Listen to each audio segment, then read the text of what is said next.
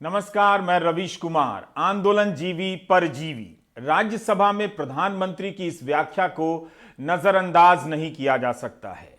किसी भी आंदोलन में बाहरी तत्वों की पहचान की परंपरा बिल्कुल नई नहीं है, लेकिन किसान आंदोलन के संदर्भ में प्रधानमंत्री की यह बात वहां तक जाती है जहां से गोदी मीडिया ने पहले ही दिन से किसान आंदोलन को आतंकवादी और विदेशी साजिश का हिस्सा करार देना शुरू किया था। दूसरी तरफ से देखें तो गोदी मीडिया की जो मान्यता रही है उसे आज प्रधानमंत्री ने सैद्धांतिक जामा पहना दिया। राष्ट्रपति के अभिभाषण पर उनके जवाब में कृषि कानून की पृष्ठभूमि और तमाम दावों की अलग से परख हो सकती है, लेकिन एक आंदोलन को देखने की जो उन्होंने बुनियाद रखी है उसकी समीक्षा पहले की जानी चाहिए। प्रधानमंत्री ने श्रमजीवी और बुद्धिजीवी से तुक मिलाते हुए आंदोलन जीवी परजीवी तो कह दिया। उम्मीद है कोई इसी तरह की तुकबंदी मिलाकर श्रमजीवी को परजीवी ना कह दे। प्रधानमंत्री के अनुसार वैचारिक स्टैंड लेना भी परजीवी होने के लक्षण हैं। पहली नजर में यह आलोचना किसान आंदोलन के समर्थन में खड़े बुद्धिजीवियों की हो सकती है, लेकिन वैचारिक स्टैंड लेकर परजीवी बन जाने का स्टिकर उन पर भी चिपक सकता है जो खुद को विचारधारा की राजनीति करने का दावेदार बताते हैं। है ना कमाल? आप विचारधारा की राजनीति करें तो राष्ट्रवाद, दूसरे विचारधारा के नाम पर हर जगह स्टैंड ले लें तो आंदोलन जीवी परजीवी। हम लोग कुछ शब्दों से बड़े परिचित हैं, श्रमजीवी, बुद्धिजीवी, ये सारे शब्दों से परिचित हैं। लेकिन मैं देख रहा हूं कि पिछले कुछ समय से इस देश में एक नई जमात पैदा हुई है, एक नई बिरादरी सामने आई है, और वो है आंदोलन जीवी। ये जमात आप देखोगे, वकीलों का आंदोलन है वो ना वहां नजर आएंगे, स्टूडेंट का आंदोलन है वो वहां नजर आएंगे, मजदूर का आंदोलन है वो वहां नजर आएंगे, कभी पर्दे के पीछे कभी पर्दे के आगे। एक पूरी टोली है जी जो आंदोलन जीवी है। वो आंदोलन के बिना जी नहीं सकते हैं और आंदोलन से जीने के लिए रास्ते खोजते रहते हैं। हमें ऐसे लोगों को पहचानना होगा कि वो जो सब जगह पे पहुंच करके और बड़ा आइडियोलॉजिकल स्टैंड दे देते हैं, गुमराह कर देते हैं, नए नए तरीके बता देते हैं। देश आंदोलन जीवी लोगों से बचे, इसके लिए हम सबको, और ये उनकी ताकत है। उनका क्या है, खुद खड़ा नहीं कर सकते चीजें, किसी की चल रही तो जाके बैठ जाते हैं, वो अपना जो जितने दिन चले चल जाता है उनका। ऐसे लोगों को पहचानने की बहुत आवश्यकता है। ये सारे आंदोलन जीवी परजीवी होते हैं।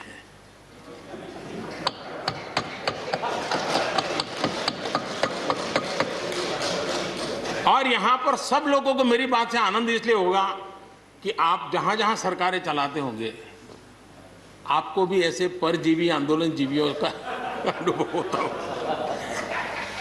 आंदोलन जीवी परजीवी क्या होता है? प्रधानमंत्री के अनुसार यह वो जमात है जो वकीलों से लेकर मजदूरों के आंदोलन में पहुंच जाता है। गौर से देखिए और सुनिए, प्रधानमंत्री सिर्फ आंदोलन का समर्थन करने वालों को शक के दायरे में नहीं ला रहे, बल्कि आंदोलन के होने की जरूरत को ही रिजेक्ट कर रहे हैं। आखिर कोई आंदोलन तभी बड़ा होगा जब अलग अलग लोग उसमें जाएंगे। कायदे से तो उन्हें आंदोलन में जाने वालों को प्रोत्साहित करना चाहिए। बेशक वे अहिंसा पर जोर दे सकते हैं। लोकतंत्र में लोग घरों से नहीं निकलेंगे तो मौज किसकी होगी? क्या ऐसे समर्थकों के बगैर दुनिया का कोई आंदोलन संभव है? रविवार को सिंघू बॉर्डर पर इंटरनेट की सेवा बहाल कर दी गई। सोमवार को जब प्रधानमंत्री राज्यसभा में बोल रहे थे तब वहां किसान नेताओं ने सुना ही होगा। प्रधानमंत्री जी, सत्याग्रहियों की पहचान की आवश्यकता नहीं है। सत्याग्रही देश की दिशा और दशा बदलने की ताकत रखते हैं। कहा है कि मुझे बंद करो या मेरी जुबान को बंद करो, मेरे ख्यालों को बेड़ियां पहना नहीं सकते। प्रगतिशील आंदोलन राष्ट्र को प्रगति के मार्ग पर हमेशा आगे ले जाते रहे हैं। सत्याग्रह आंदोलन किसी भी लोकतांत्रिक देश की जनता का संवैधानिक अधिकार होता है। आंदोलनजीवी होना बुरी चीज नहीं है। किसी भी लोकतंत्र में इनकी पहचान सम्मानित तरीके से नागरिक प्रहरी के तौर पर होनी चाहिए। जिलाधिकारी को बकायदा सर्टिफिकेट जारी करना चाहिए कि आपने आंदोलन में हिस्सा लिया है। मान लीजिए आप एक सजग नागरिक हैं, आप महंगाई के विरोध में होने वाली रैली में भी जाते हैं, वकीलों के आंदोलन में भी जाते हैं, छात्रों के आंदोलन में भी जाते हैं। क्या आप आंदोलनजीवी परजीवी हैं? आप उस आंदोलन को और जीवंत करने जाते हैं या वहां इसलिए जाते हैं ताकि उस आंदोलन में आप जी सकें? इन आंदोलनों में लाठी और पुलिस केस के अलावा क्या मिलता है? आखिर कोई क्यों इसके लिए आंदोलनजीवी परजीवी बनना चाहेगा? राजनीतिक रैलियों में पैसे देकर लोग बुलाए जा सकते हैं, लेकिन किसी आंदोलन में आप खुद से चले जाएं, हर आंदोलन में चले जाएं, तो आंदोलनजीवी परजीवी। 25 साल की आतिका सिंह ने वकालत की पढ़ाई के बाद जेएनयू में दाखिला ले लिया। आतिका सिंह कहती हैं कि दलित होने के नाते जीवन का बड़ा हिस्सा संघर्ष में ही गुजरता है। कभी अपनी स्कॉलरशिप के लिए संघर्ष किया तो कभी दूसरों के लिए किया। अंबेडकर और अन्य लेखकों को पढ़ने के बाद उन्हें एहसास हुआ कि जिस सिस्टम में वो हैं उसमें अधिकतर लोग हाशिए पर हैं। आतिका ने बंगाल के ग्रामीण इलाकों में काम किया, महिलाओं पर हुए अत्याचार के खिलाफ आंदोलन में शामिल हुई, 2 बार गिरफ्तार हुई। गिरफ्तारी के दौरान एक बार बांह भी टूट गई, पुलिस की लाठी भी खाई, लेकिन प्रोटेस्ट में जाना नहीं छोड़ा। पिछले साल नागरिकता विरोधी आंदोलन में शामिल हुई। दिल्ली दंगों के बाद हिंसा के खिलाफ हुए आंदोलन में हिस्सा लिया। कोलकाता की जादवपुर यूनिवर्सिटी में एक छात्रा के साथ हुए यौन शोषण के खिलाफ आंदोलन में हिस्सा लिया।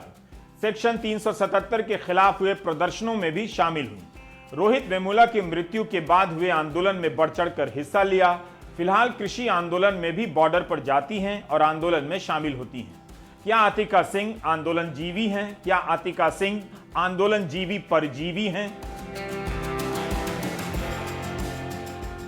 एक्टिविज्म से जुड़ने का कारण ये रहा कि हर पड़ाव पे जातिगत भेदभाव व अन्य प्रकार के भेदभाव का सामना करना पड़ा, चाहे वो स्कॉलरशिप की 5 साल की लंबी लड़ाई हो या मेस में साथ बैठ के खाने की बात हो। जहाँ पे बराबरी की बात करते थे वहाँ पे हर तरीके से चुप कराने की कोशिश करी जाती थी प्रशासन द्वारा। और इस वजह से एक्टिविज्म में आए। जुड़ने के बाद ये पता लगा कि देश के हर कोने में एक निरंतर संघर्ष चल रहा है। हर अल्पसंख्यक की एक ऐसी ही मजबूरन स्थिति बना रखी है। प्रधानमंत्री ने आज जो टिप्पणी दी है, उन्होंने आंदोलन जीवियों को परजीवी बोला है, पैरासाइट बोला है। उनसे इस बात पे मेरे कुछ सवाल हैं। जितने भी 2013 से हमने देखे हैं लोग आगे आ रहे हैं, सड़कों पे बैठे हैं, धरने दे रहे हैं, उसमें महिलाएं, बूढ़े, बच्चे, हर किसी का एक इक्वल पार्टिसिपेशन नजर आ रहा है और उनको किसी बात से असहमति है सरकार से। एक लोकतंत्र की निशानी यही होती है कि लोगों को अपनी बात कहने का, उस पर एक्ट करने का पूरा अधिकार हो। और अगर ये लोग प्रधानमंत्री को परजीवी नजर आते हैं तो ये बहुत ही जातिगत मानसिकता की एक पहचान है। प्रधानमंत्री एक साथ न जाने कितने ही आंदोलनों में शामिल होने वाले लोगों को खारिज कर देते हैं, संदिग्ध बना देते हैं। इसमें संघ से जुड़े लोगों को आप अलग नहीं कर सकते। वो भी अलग अलग आंदोलनों में शामिल होने तो जाते ही हैं। क्या वे भी कभी आंदोलनजीवी परजीवी कहलाए जा सकते हैं? बेंगलुरु में 26 जनवरी को किसान आंदोलन की सभा में नीचे बैठे यह शख्स क्या आजाद भारत में आंदोलनजीवी परजीवी कहलाए जाएंगे? कहने से पहले जान लीजिए कि कौन है। इनका नाम एच.एस. दोरेस्वामी है। इस 10 अप्रैल को 104 साल के होने वाले हैं। दोरेस्वामी 1942 के भारत छोड़ो आंदोलन में जेल गए थे। आजादी के बाद बेंगलुरु में गांधी जी से मिले थे। मैसूर ने भारत में शामिल होने से इनकार किया तो उसके खिलाफ आंदोलन किया और उसमें भी जेल गए। भूदान आंदोलन में हिस्सा लिया, आपातकाल में जेल गए, नागरिकता कानून के विरोध में हुए प्रदर्शनों में हिस्सा लेने गए। हर बड़े सामाजिक मुद्दों के प्रदर्शन में शामिल होते रहे हैं। पर्यावरण से जुड़े प्रदर्शनों में जाते ही जाते हैं। 104 साल के होने वाले एच.एस. दोरेस्वामी का धरना प्रदर्शनों में जाना अभी तक नहीं रुका है। वो आराम से बिस्तर पर पड़े रह सकते थे, लेकिन लोकतंत्र को जिंदा रखने के लिए जाते रहे। क्या इन्हें भी आंदोलनजीवी परजीवी कहा जा सकता है? कायदे से एच.एस. दोरेस्वामी को भारत रत्न मिलना चाहिए, नोबेल पुरस्कार मिलना चाहिए। आंदोलनजीवी परजीवी कहना बता रहा है कि प्रधानमंत्री किसी आंदोलन में लोगों की भागीदारी को कैसे देखते हैं। एक बार उन्होंने कपड़ों से देखा था, उस समय देश में नागरिकता कानून के विरोध में आंदोलन चल रहा था। भाइयों बहनों, ये जो आग लगा रहे हैं, टीवी पे उनके जो दृश्य आ रहे हैं, ये आग लगाने वाले कौन है वो उनके कपड़ों से ही पता चल जाता है। प्रधानमंत्री के भाषण का यह हिस्सा चिंताजनक है। किसी को भी सुनते हुए पहली बार में लग सकता है कि कोई शानदार बात कही जा रही है, जबकि नहीं है। आप देखेंगे कि प्रधानमंत्री राज्य की तरफ से हुए जबरदस्ती और हिंसा के प्रदर्शन की कोई बात नहीं करते हैं। उनकी चुप्पी उन्हें उसके साथ खड़ा कर देती है। कम से कम उन्हें अपने भाषण में इस रेखा को साफ साफ रखना चाहिए था। संयुक्त किसान मोर्चा का दावा है कि किसान आंदोलन में अब तक 214 किसानों की मौत हो चुकी है। बुजुर्ग किसानों की तकलीफ पर द्रवित प्रधानमंत्री का दिल 214 किसानों की मौत पर द्रवित होने से रह गया। यही नहीं, जब किसानों को दिल्ली आने से रोका गया, आने के रास्ते में गहरी खाई खोद दी गई, भीमकाय बोल्डर लगा दिए गए और बैरिकेड पर कटीली तारें। 2 महीने बाद जब दिल्ली की सीमाओं पर कीले गाड़ दी गई, कटीली तारों का जाल बिछा दिया गया, 13 तरह के लेयर के बैरिकेड बना दिए गए और आंदोलन स्थल के आसपास इंटरनेट सेवाएं बंद कर दी गई, तब प्रधानमंत्री ने यह नहीं कहा कि क्या शास्त्री जी होते तो ऐसा होने देते। उन्होंने कानून बनाने की चुनौती की तुलना शास्त्री जी के समय से कर डाली, लेकिन क्या शास्त्री जी के रहते उनके शासन का राज्य किसानों के सामने कीले गाड़ता, कटीली तारों का जाल बिछाता?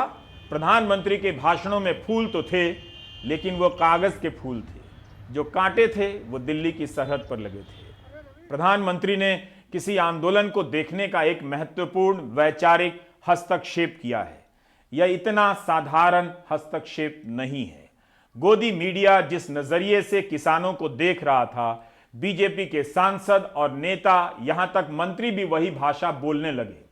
उस भाषा की प्रधानमंत्री ने आलोचना नहीं की, लेकिन किसान आंदोलन के एक हिस्से की उनकी आलोचना में उसी भाषा की झलक मिलने लगी। बस शब्द दूसरे थे, आंदोलनजीवी परजीवी। 2012 के साल में जब निर्भया के इंसाफ के लिए यही जमात रायसीना हिल्स के सीने तक पहुंच गई थी, अव्वल तो आज यहां तक किसी को आने नहीं दिया जाएगा, और लोग चले भी गए तो गोदी मीडिया के एंकर स्टूडियो से गोली मार देने के नारे लगाएंगे। यहां जो लोग आए थे वही थे जो हर तरह की नाइंसाफी के खिलाफ सड़क पर निकल पड़ते हैं। उनके निकलने के बाद वो भी आ गए जो कभी किसी आंदोलन में नहीं आए। 76 दिनों से किसान दिल्ली की सीमा पर हैं। दिल्ली आने की इजाजत नहीं मिली, यह सब अब सपने जैसा लगेगा।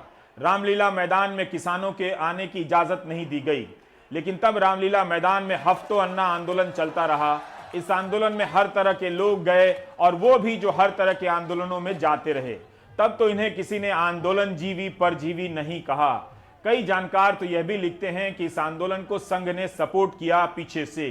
क्या प्रधानमंत्री के अनुसार तब संघ ने आंदोलनजीवी और परजीवी का काम किया होगा? नागरिकता कानून के विरोध में जब दिल्ली में आंदोलन हो रहे थे, तब उन्हें गोली मारने के नारे कौन लगा रहे थे? बीजेपी के लोग लगा रहे थे।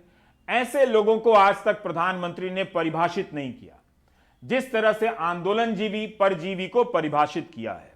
यही नहीं, विदेशों में मिल रहे इस आंदोलन के समर्थन को भी उन्होंने एक नया टर्म दिया है। उसी प्रकार से एक नया मैं चीज देख रहा हूं। देश प्रगति कर रहा है, हम एफडीआई की बात कर रहे हैं, फॉरेन डायरेक्ट इन्वेस्टमेंट, लेकिन मैं देख रहा हूं इन दिनों एक नया एफडीआई मैदान में आया है। ये नए एफडीआई से देश को बचाना चाहिए। एफडीआई चाहिए, फॉरेन डायरेक्ट इन्वेस्टमेंट, लेकिन ये जो नया एफडीआई नजर का आ रहा है, ये नए एफडीआई से जरूर बचना होगा। और ये नया एफडीआई है foreign destructive ideology, foreign destructive ideology.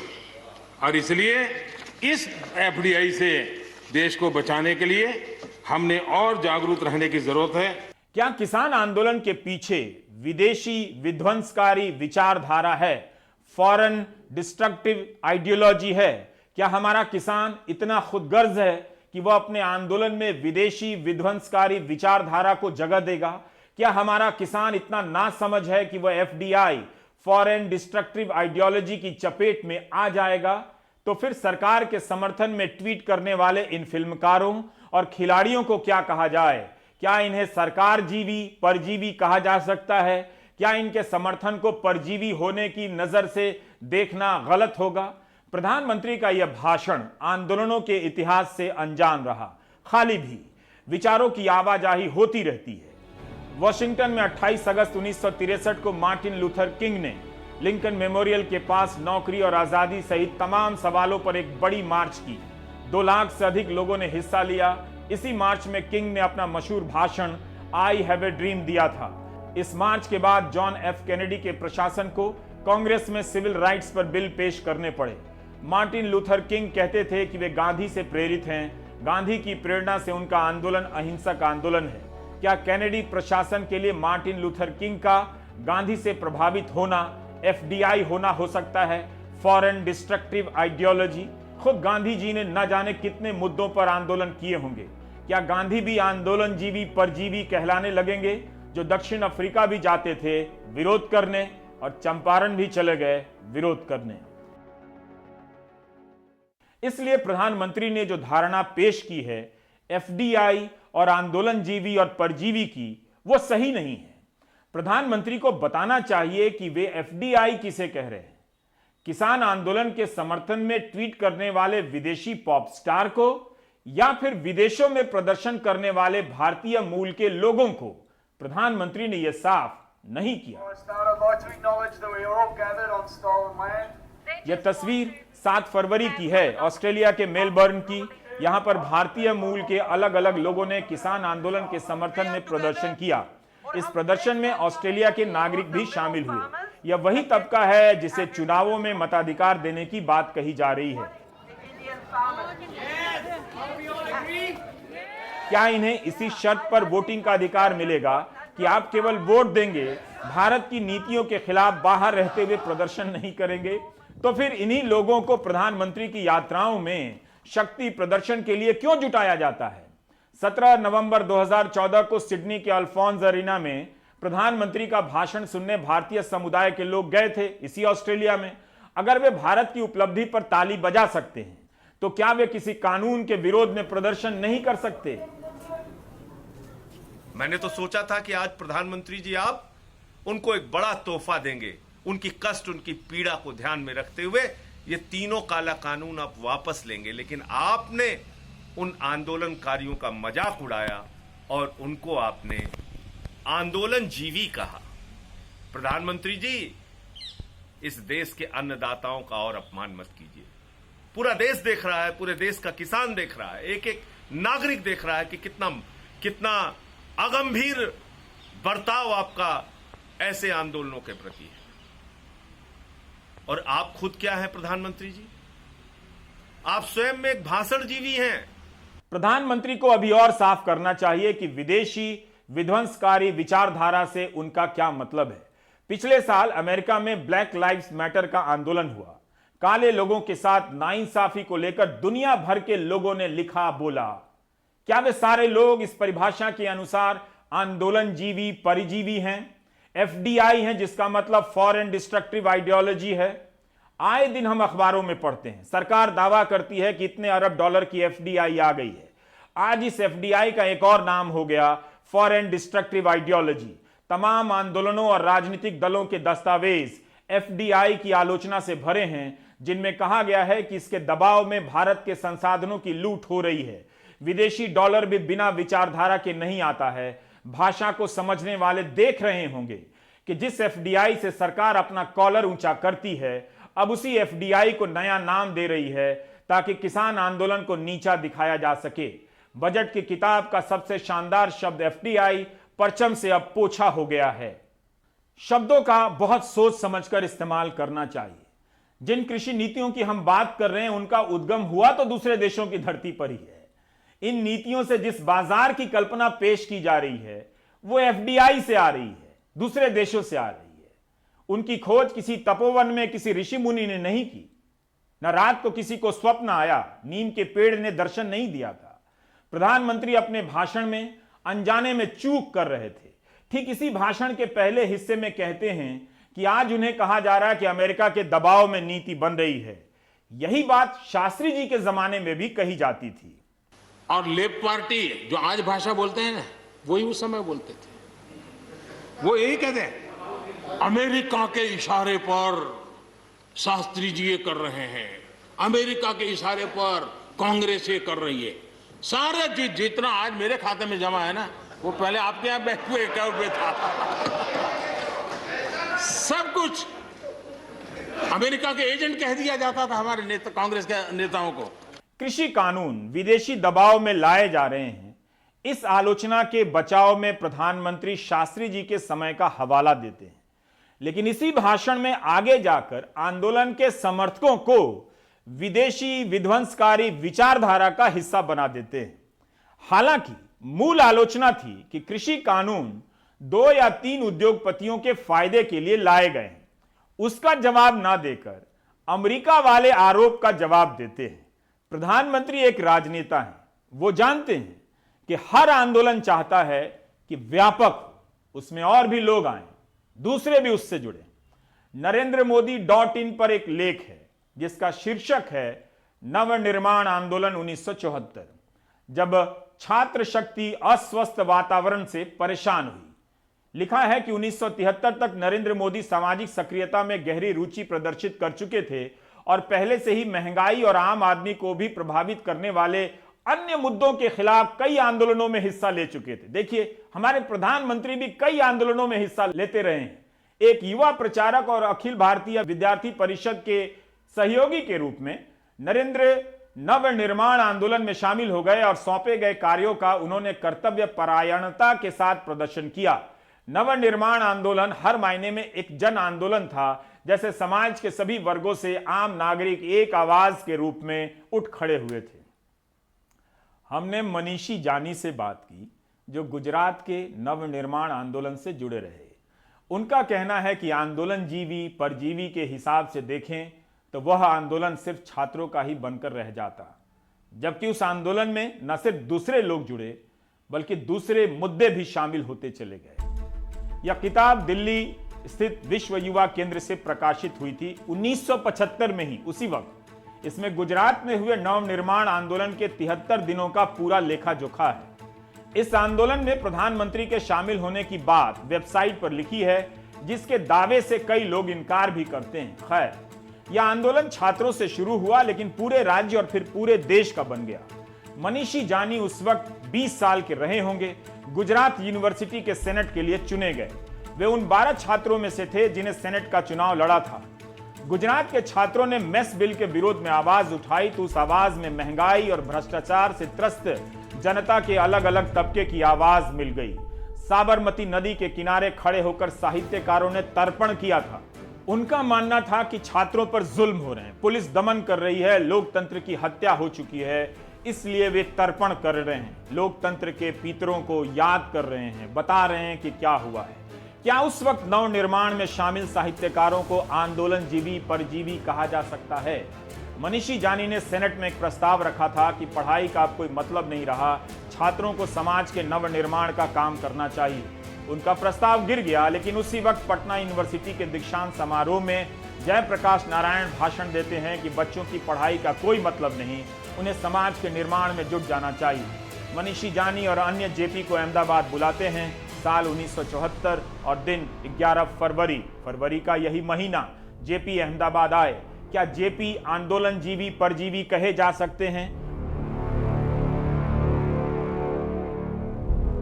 25 जनवरी 74 में बंद का, गुजरात बंद का कॉल दिया। उसको काफ़ी ज़्यादा प्रतिशत मिला और उस समय पर यह बात एक बहुत महत्वपूर्ण है कि जो जनसंघ था, जो आज का एबीपी जो उस समय पार्टी थी, उसने ये 25 गुजरात बंद का विरोध किया था। उस समय उनकी कोई इतनी ताकत भी नहीं थी गुजरात में। तो ये काफ़ी, जो 25 जनवरी का जो बंद का कॉल था, उसकी काफ़ी असर हुई। और 26 जनवरी उस समय पर करीब गुजरात के 53 छोटे मोटे शहर नगर गांव में कर्फ्यू था और कर्फ्यू में ध्वजवंदन हुआ था। तो ये पूरा माहौल में सरकार ने छात्रों के साथ कोई संवाद नहीं किया, ना मिलने की बात की, लेकिन हमेशा उस समय पर मीसा आंतरिक सुरक्षा धारा में अरेस्ट किया, छात्रों को अरेस्ट किया, टीचर्स को अरेस्ट किया, स्टूडेंट लीडर्स को अरेस्ट किया, लेकिन संवाद नहीं किया और पुलिस दमन से काम किया, फायरिंग ज़्यादा सारी हुई। तो ये आंदोलन बढ़ता गया। उस समय पर समाज के बहुत सारे तबकों के लोग साथ हुए थे, जैसे जन आंदोलन हो गया था, नवनिर्माण छात्र आंदोलन एक जन आंदोलन बन गया था। बहुत सारे कवियों ने भी सरकार के खिलाफ नदी के किनारे जाकर स्नान किया था, कविताएं लिखी थी। कल छात्रों की फीस बढ़ जाती है, नौकरी नहीं मिलती है, वे आंदोलन करते हैं, पुलिस उन्हें मारती है, आप चुप रहेंगे? क्या आपको कोई आंदोलन जीवी परजीवी ना कह दे? क्या आप उन्हें समर्थन देने नहीं जाएंगे? प्रधानमंत्री कहते हैं कि देश आंदोलन जीवी लोगों से बचे। क्यों बचे?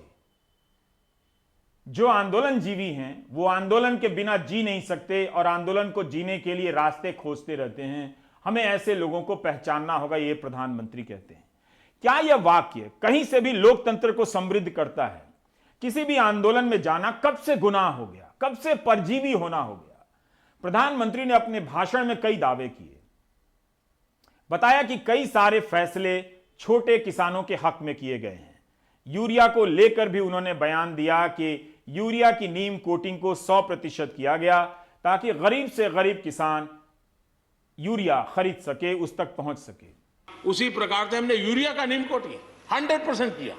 100% के पीछे इरादा हमारा यही था कि गरीब से गरीब किसान तक भी यूरिया पहुंचने में रुकावट ना हो, यूरिया डाइवर्ट होता है बंद हो, और उसमें हम सफल भी हुए। परिमल ने शाहजहांपुर में कुछ किसानों से बात की और जानना चाहा कि यूरिया की सप्लाई को लेकर उनके क्या अनुभव हैं। यूरिया कर्ज नहीं मिलता। यूरिया जो स्टेट गवर्नमेंट की बढ़ाई हुई एक सहकारी समिति है, जैसे हमारे GSS है, गंगानगर केंद्रीय सहकारी समिति, उसमें यूरिया का जो सरकार से वो राजस्थान गवर्नमेंट का है उससे छोटा कर्जा मिलता है। बाकी स्टेट गवर्नमेंट के अलावा केंद्र से कभी कुछ नहीं मिलता यूरिया के बारे में। केंद्र ने तो उल्टा ये कर दिया कि पहले 50 किलो का बैग था, 45 किलो को कर दिया, रेट बढ़ाए हैं और उसमें यूरिया का वजन घटा दिया। पहले 50 kg का था, 45 kg का है। यूरिया की जरूरत पड़ती है आप लोग के फसलों में? तो यूरिया कर्ज केंद्र की तरफ से कुछ मिलता है?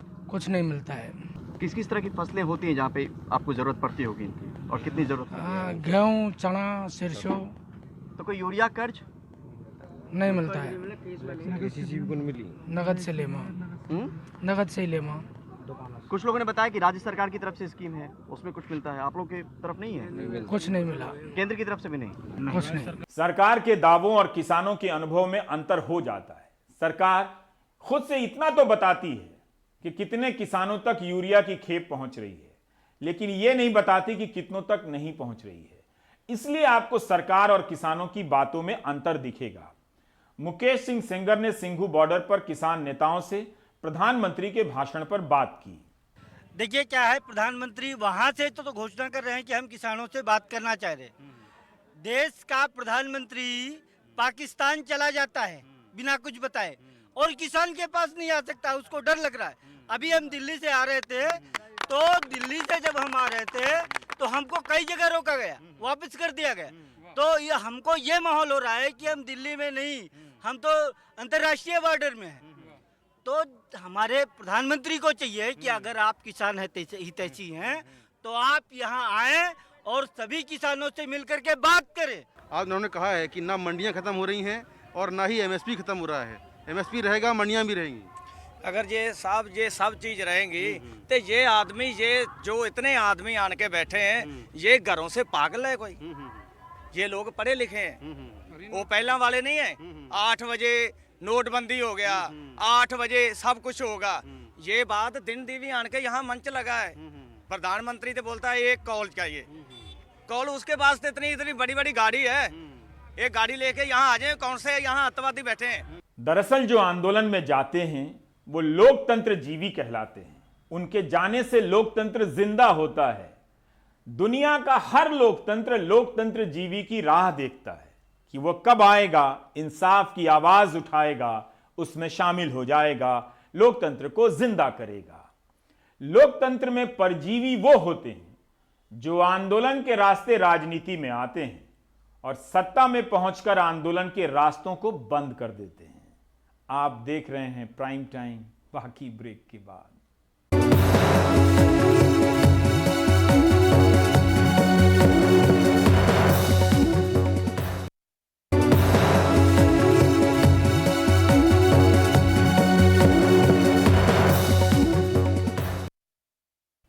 सबसे ज्यादा कोविड वैक्सीन लगाने वाले देशों की सूची में भारत तीसरे नंबर पर पहुंच चुका है।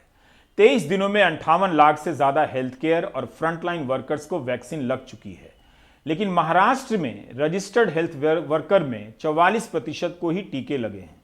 निजी अस्पतालों में सर्कुलर के जरिए स्वास्थ्य कर्मियों पर दबाव बनाने की कोशिश हो रही है और आईएमए महाराष्ट्र इस दबाव को सही भी बता रहा है। कोविड-19 का टीका लेने से बच रहे अपने स्वास्थ्य कर्मियों के लिए पुणे के एक निजी अस्पताल ने इस तरह का सर्कुलर जारी किया है, बताते हुए कि सभी कर्मचारियों को वैक्सीन लेनी है। जो नहीं लेंगे उन्हें वाजिब स्वास्थ्य की वजह बतानी होगी, नहीं तो उन्हें कोरोना होने की सूरत में अस्पताल की सेवाएं नहीं मिल पाएंगी। अस्पताल उनका खर्च भी नहीं उठाएगा। इंडियन मेडिकल एसोसिएशन के महाराष्ट्र प्रवक्ता इस दबाव को सही बता रहे हैं। और ये बिल्कुल सही है। ये इन कर्मचारियों को अस्पतालों ने उनका काउंसलिंग किया है, उनको सब बताया ये वैक्सीन लेना कैसे सेफ है। डॉक्टरों ने खुद वैक्सीन लिया है, फिर भी जो हेल्थ वर्कर्स है वो खुद लेना नहीं चाहते। लेकिन आईएमए के कहने के बावजूद मुंबई के डॉक्टर हमजा जैसे कई स्वास्थ्यकर्मी अभी तक वैक्सीन लेने के लिए भरोसा नहीं जुटा पाए हैं। वैक्सीन के लिए अभी नाम तो फर्स्ट डे पे ही आ गया था, बट मैंने पर्सनली वैक्सीन अब तक लिया नहीं हूँ, क्योंकि मेरे पर्सनल रीजंस के अभी मेरे को पहले देखना है कि आफ्टर 1 मंथ और समथिंग के कुछ साइड इफ़ेक्ट्स आते हैं या नहीं आते हैं या क्या है, क्योंकि अभी इंडिया का 3rd फेज ट्रायल अभी चल रहा है, तो इसलिए मैंने तो वैक्सीन लिया नहीं पर्सनली। हालांकि मुंबई में वैक्सीन के लिए मना करने वालों को 3 मौके दिए जा रहे हैं। हर एक बंदा जो रिफ्यूज़ करता है उन्हें 3 मैसेजेस आएंगी, 3 कॉल्स आएंगे, और अगर फिर भी वो आगे नहीं आए तो 3 कॉल्स के बाद वो डिफॉल्टर लिस्ट में जाएंगे। लेकिन किसी तरह का एक्शन तो उन पर नहीं लिया जाएगा? नहीं, कोई एक्शन नहीं होगा। और कोई भी बंदा अगर आता है, रजिस्टर करता है, बूथ तक आता है, वैक्सीनेशन बूथ तक आता है, वहाँ जाकर उनको लगता है कि नहीं मुझे नहीं लेनी है, so they are free to walk away. देश में 96 लाख स्वास्थ्य कर्मियों ने टीके के लिए रजिस्ट्रेशन कराया। इनमें से 58 लाख को टीका लग चुका है, यानी 60% को, जबकि महाराष्ट्र में 10,54,000 लोगों ने रजिस्टर कराया, लेकिन 4,73,000 को ही टीका लग पाया, यानी करीब 44% को। मुंबई में अब तक करीब 80,000 को ही टीका लग पाया है, जो लक्ष्य का बस 20% है। मुंबई के एडिशनल म्युनिसिपल कमिश्नर कहते हैं धीरे धीरे झिझक खत्म हो रही है, सेंटर बढ़ाए गए हैं और जल्द तीसरे फेज की शुरुआत होगी। हमने शुरुआत में 9 सेंटर और 40 यूनिट बनाए थे, अभी हमने उसे बढ़ोतरी करके 21 सेंटर और 114 यूनिट बना दिए हैं, ताकि ज़्यादा से ज़्यादा लोगों तक हम पहुंच सकें। शुरुआत में कुछ झिझक थी और इस प्रकार से हम वैक्सीनेशन प्रोसेस जल्दी से जल्दी खत्म करने का हमारा प्रयास है, ताकि हम तीसरे चरण का भी शुरुआत जल्दी से कर सकें। मार्च मध्य तक तीसरे फेज की शुरुआत हो सकती है, जिसमें 50 साल से ऊपर और दूसरी बीमारियों से ग्रसितों को टीका लगना है। लेकिन टारगेट हासिल करने का प्रतिशत देख साफ जाहिर होता है कि अभी लोगों की आशंकाएं दूर करने में प्रशासन और सरकार को और मेहनत करनी है। मुंबई से पूजा भारद्वाज की रिपोर्ट, एनडीटीवी इंडिया के लिए।